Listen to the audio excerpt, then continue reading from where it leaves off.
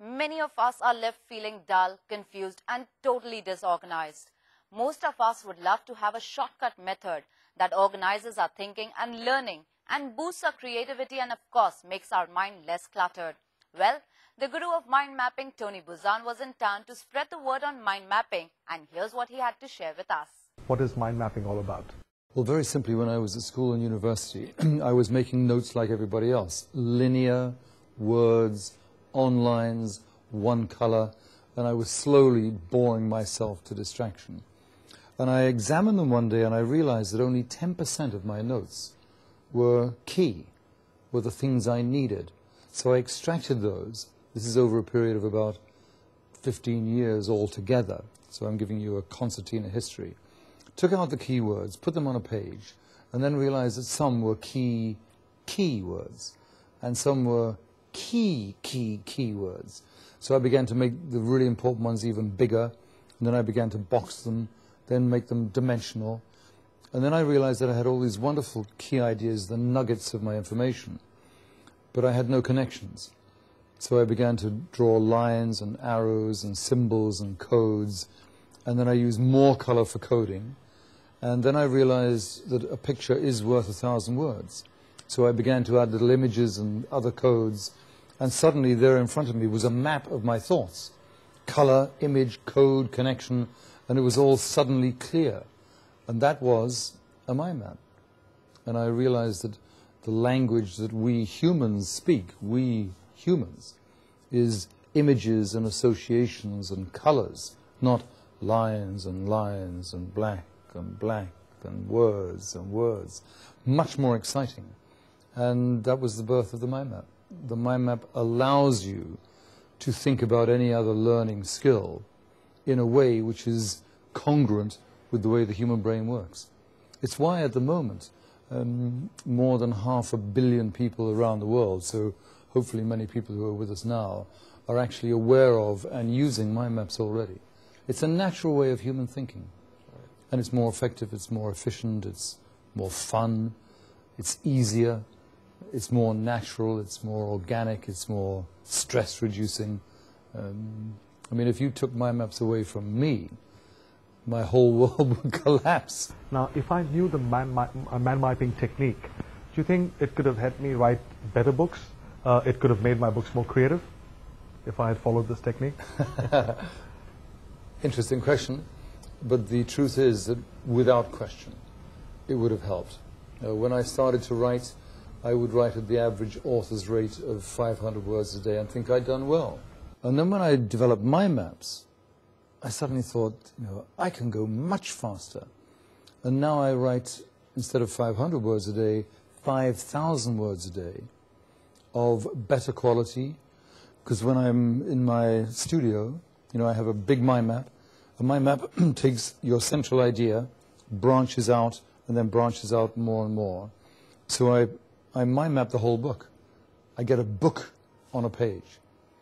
I then take each one of the branches, and that branch becomes a chapter.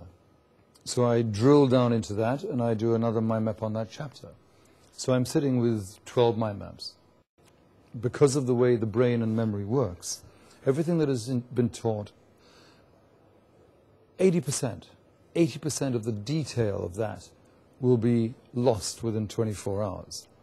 Now, to put that in more brutal financial terms, you invest $10 billion, and in one day, you've lost $8 billion. Unless you teach the people within that massive program, first of all, to learn how to learn what is going to be taught. And the teachers and the organizers to understand the principles of how the brain works, how memory works, how learning works, how mind mapping works, the difference between industrial age thinking, which is still dominant, and which if you invest in it, you're investing 200 years out of date. You must get into the 21st century, like President Fox did, you know, like Dr. Mahathir is doing, like Bill Gates is saying, like Al Gore is practicing and helping his team organize. You've got to give people intellectual, mental, learning and thinking tools that accelerate the whole process.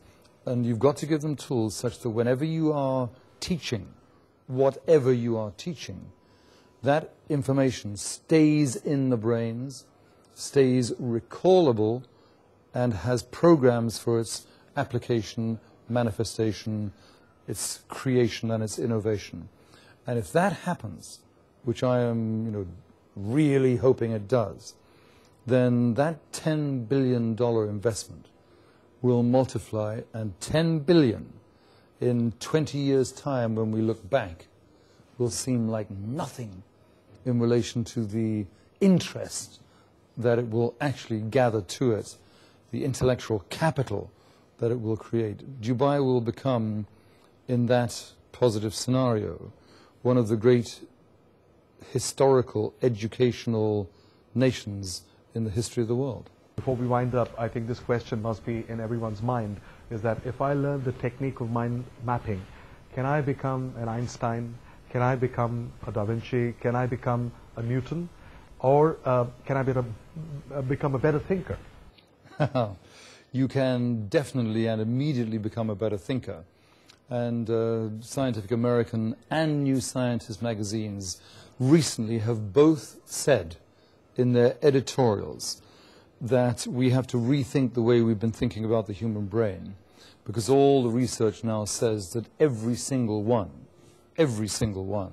is potentially brilliant, and that all we need to do is to allow that brilliance to flower. We've been crushing it or dehydrating it or compressing it, boxing it, and we've got to learn how to let it flower. The mind map is, if you like, the flowering of the brain. A mind map looks like a flower.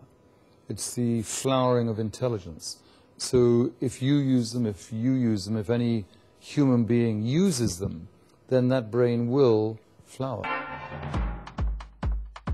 Tony Buzan, considered the father of mind mapping, was here in Dubai for a 2-day seminar on mind mapping, attended by top-level executives from the private as well as the public sector.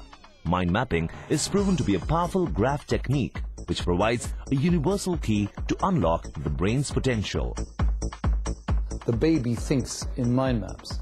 Its first central image is mama, and off that is food, and then there's a branch for love, and a branch for education, a branch for transportation, a branch for cleanliness. So we all think in this way.